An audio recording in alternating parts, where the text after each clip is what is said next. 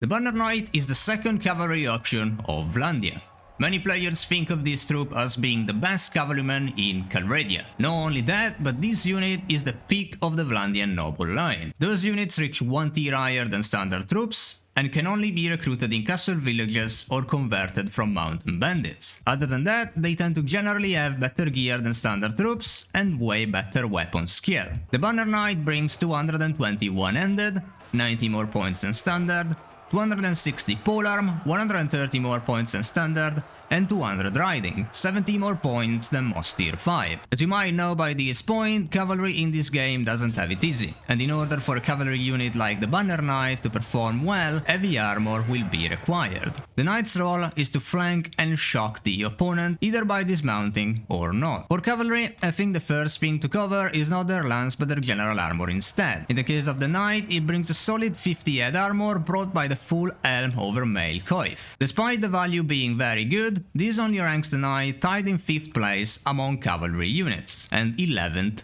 overall. The body armor is another solid 53, combined between the Brigandine over mail and the cooler hoodie, also known as the Green Hood. This will rank the Knights in another 5th place among cavalry and 14th overall. When it comes to the horse and barding, the Knight rides a Vlandian cursor protected by a reinforced chainmail barding that brings 64 horse armor. As we said in the Vanguard video, the horse is quite balanced. Nothing sticks out as a huge negative or positive, while the barding they wear will be enough to place the Banner Knights in 2nd place. When considering head plus body, the Knights ranked 4th with a value of 103, and they keep the same position when considering all armor types. With the armor out of the way, let's talk about the equipment. The main weapon of the Knight is the Knight Lance. It has 83 thrust speed, not too bad, the length is 184, decent length for a lance, the base damage is 37, and it can couch too. The polearm is alright, and it's the same as the Vanguard. Although if you know how thrusting spears work in Bannerlord, you know they are generally bad weapons. Talking about the shield, the Knight brings a reinforced cavalry kite. It has 430 HP and a length of just 78. Cavalry tends to have way smaller shield than infantry, but this is way better than others we've seen. For close quarter combat, the Knights have 3 different templates, each one with a different weapon, 2 of which are very good and 1 who isn't all that great. Starting from the good ones, we have the full red mace and the spiked battle axe. Those weapons are good for similar reasons, as they are both short and fast, while being able of delivering a decent enough base damage. The length unfortunately makes them a bit trickier to use on horseback, but you're going to see why they're good later. And if you're thinking that for once Darter wasn't going to save money on his units, let me present to you the Ridge Arming Sword. A menacing, cheap and reliable one-handed weapon that brings 86 swing speed, 76 base damage and a whopping 113 length. Best weapon this unit has to offer? No, it sucks.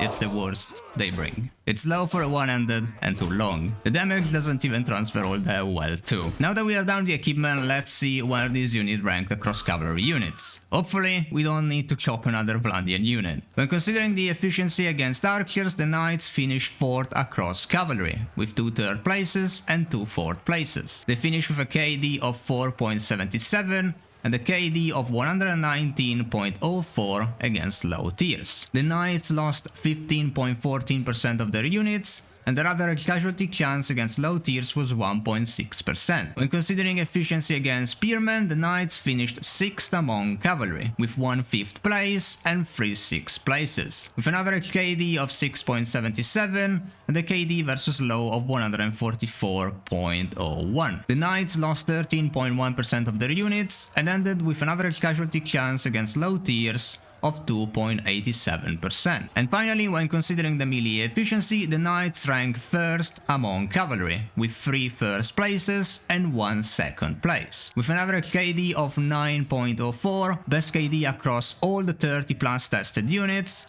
and a KD against low of 218.57, third best across all units. The Knights ended up losing 17.48% of their units and averaged a 1.24% casualty chance versus low tiers. Surprisingly enough, it looks like our beloved Banner Knights are a far better infantrymen than cavalry. Anyway, let's list the pros and cons. Their general armor is very good. The horse armor is also a huge plus. They carry no throwables, making them a bit one-dimensional. They carry two good sidearms and a bad one. Their melee performance is not only the best out of all cavalry units, but ranks in the top 3 across all units. This opens up for a dismount strategy, where you flank the opponent, dismount and hit from the side. They are good in sieges, the shield is good for cavalry, and most of the line is well armored. My final score is a 4.5 out of 5. At last, this Vlandian analysis ends on a sweet note, with the Banner Knights making a name for themselves among the best troops in the game. You can dismount these guys and use them as infantry instead, over the sergeants,